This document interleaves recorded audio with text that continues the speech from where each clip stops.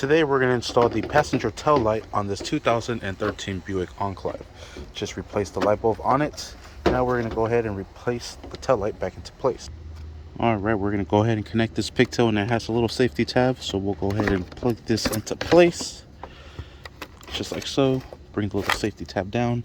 We're going to connect this nipple right into that place right there. And you could just keep your eye on it over here, line it up. Then we'll press it in. You'll hear the little click. We're going to go ahead and put in these 7mm bolts here and here. And I like to bring it in just like so, and then drive it in. And then we'll secure it down just like that. Then we'll put in these little covers. There's little pings in the back.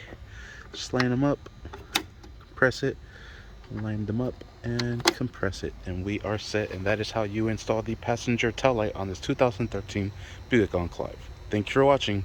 Please like and subscribe.